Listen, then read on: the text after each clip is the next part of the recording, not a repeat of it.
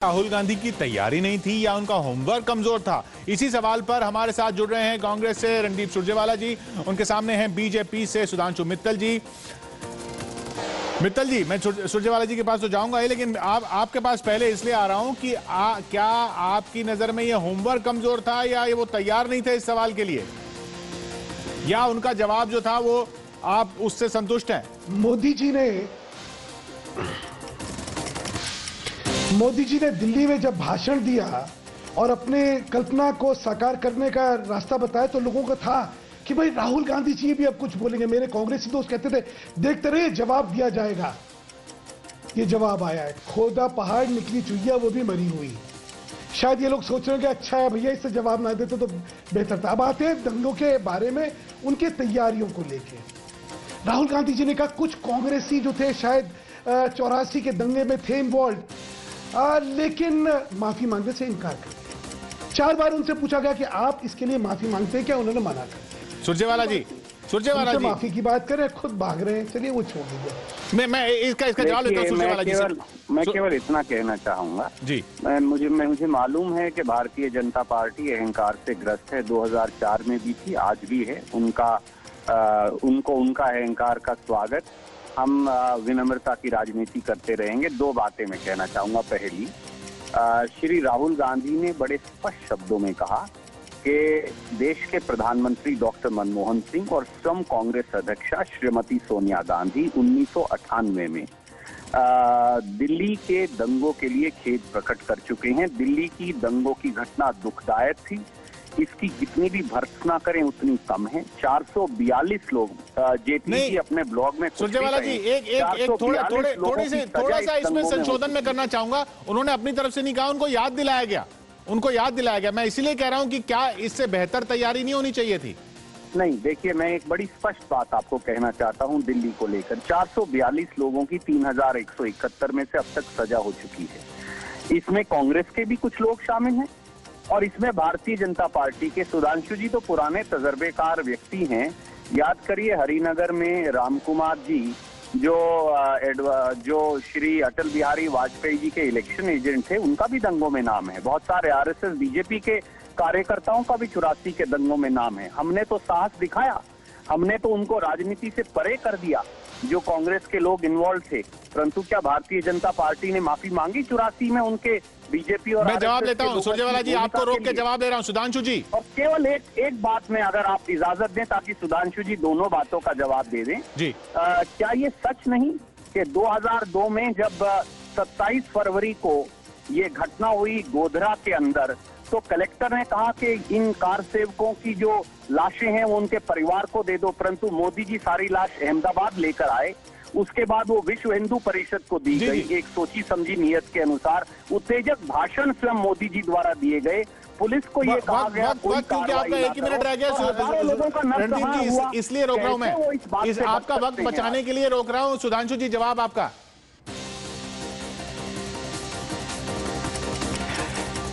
शायद सुरजेवाला जी को तथ्य नहीं पता तो इनको बतला देता हूं।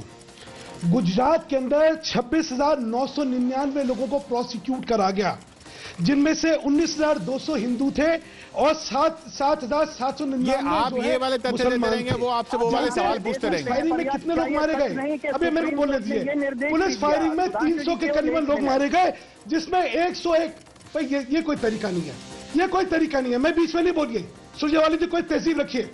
101 लोग जो है वो पहले 3 दिनों में मारे गए। 827 जने प्रिवेंटिव अरेस्ट हुए थे। अभी मैं इनके प्रवक्ता का सुन रहा था कि स्पॉन्टेनियसली पहले दिन राइट हुए 84 में। झूठ है। 84 के राइट्स अगले दिन चालू हुए थे।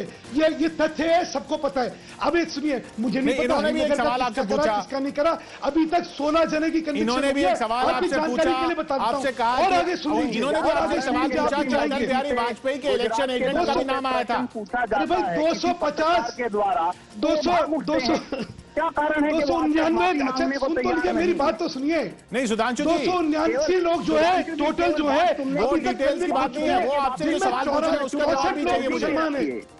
तहजीब भी रखिए, सुनने की कोशिश करिए। बताइए। सच नहीं है कि उच्चतम न्यायालय ने सुप्रीम कोर्ट ने पहली बार देश में किसी प्रदेश के बारे में ये कहा कि यहाँ न्याय नहीं मिल सकता और सारे मुकदमे दंगों के जो लेकिन ये रणदीप जी मैं रोकूंगा इस पर आपको, इस पर मैं आपको रोकूंगा। सुधांशु जी आपको भी रोकूंगा क्योंकि वक्त भी हमें बचाना है और मुद्दे से भटकना भी नहीं है। माफी मांगने से क्यों परहेज करते हैं? नहीं रणदीप जी मैं इस पर रोकूंगा कि बहस इस मुद्दे पर नहीं है कि उन्होंने माफी क्यों नहीं मांगी या नरेंद्र मोदी माफी क्यों नहीं मांग रहे या ये दंगे किसने कराए और कौन उसके पीछे था। मेरा सवाल आपसे सीधा ये, राहुल गांधी जब ये बाकी सवालों पर भी, चाहे करप्शन का सवाल, चाहे लालू यादव से गठबंधन की राजनीति का सवाल, कि ये सीनियर लीडर्स ये फैसले लेते हैं। अरे राहुल गांधी खुद उपाध्यक्ष हैं, सीनियर लीडर और कौन है? फिर ये जवाब वो कैसे दे सकते हैं? क्या इसकी भी तैयारी नहीं थी? ये मैं पूछ रहा हूं आपसे रणदीप जी। जी, मेरा आपसे सादर निवेदन है, श्री राहुल गांधी ने, ये तो एक प्रश्न था जिसकी वजह से ये सारा विवाद उत्पन्न हुआ, पर श्री राहुल गांधी ने इस इंटरव्यू के 3/4 हिस्से में इस देश का भविष्य का विजन भी दिया।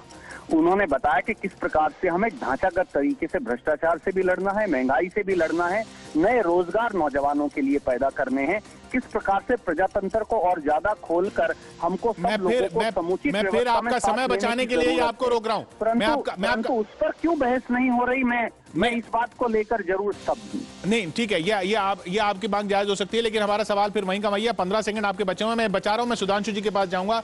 सुधांशु जी, एक सवाल रणदीप सुरजेवाला जी ने ये कहा उन दंगों के मामले में कि अटल बिहारी वाजपेयी के एजेंट भी थे, उनका भी नाम आया था, आपने क्या किया? आपने उसके जवाब में आंकड़े दिए। ये आंकड़ेबाजी ही चल रही है। राहुल गांधी ने जो बोला, रणदीप जी कह रहे हैं उस पर बहस नहीं हो रही है, बाकी बातों को लेकर। राहुल जी ने क्या बोला मैं फटाफट आपको सुना देता हूं। उनसे अशोक चौहान का पूछा गया, let me again go back to the issue at hand. The issue at hand मुद्दों पर कभी भी सुधांशु जी चर्चा नहीं करेंगे। उनसे पूछा, उनसे कहा yes I know about it but I am saying this is not my job. ये तो रहा। उनसे महंगाई के बारे में पूछा गया तो कहा विमेन आर दी बैकबोन, महिला जो है रीढ़ की हड्डी है हमारे समाज की। किसी बात का कोई जवाब नहीं। उनसे लालू यादव के बारे में पूछा गया कि ऐसे भ्रष्ट आदमी से आप क्यों चुनाव में जा रहे हैं? कह रहे भाई ये तो सीनियर कांग्रेस के लोग ले रहे हैं। हर चीज का जवाब कुछ ना कुछ लफ्फाजी थी, कोई एक जवाब नहीं था। आपने येदियुरप्पा को अपनी पार्टी में लड़ना है तो बिल से लड़ा जाता है, बिल से नहीं लड़ा जाता।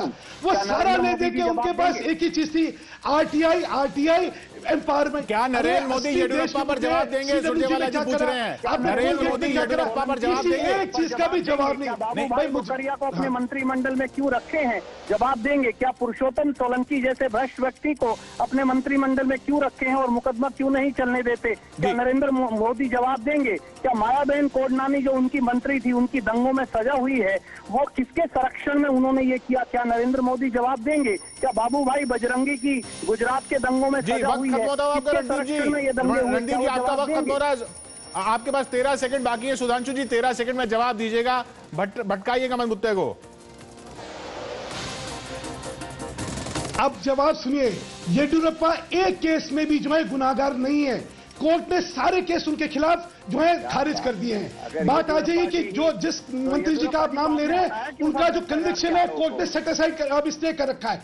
एक आदमी जो है जिसको चार्जशीट करा गया हो या जिसपे इल्जाम तो फिर बहुत बहुत शुक्रिया आपका सुधांशु जी। वक्त यहां पर खत्म होता हुआ। तो फिर बीजेपी ने तब कर्नाटक चुनाव में ये क्यों कहा था कि ये तो हमने सरकार का त्याग किया? ये बहस ऐसे ही चलती चली जाएगी। सवाल ये कि क्या राहुल गांधी या बीजेपी के नेता भी असली मुद्दों का जवाब देना ही नहीं चाहते या सिर्फ उन्हीं मुद्दों का जवाब देना चाहते हैं जिनके जवाब वो तैयार करके आए हुए हैं? हम आगे बढ़ रहे हैं।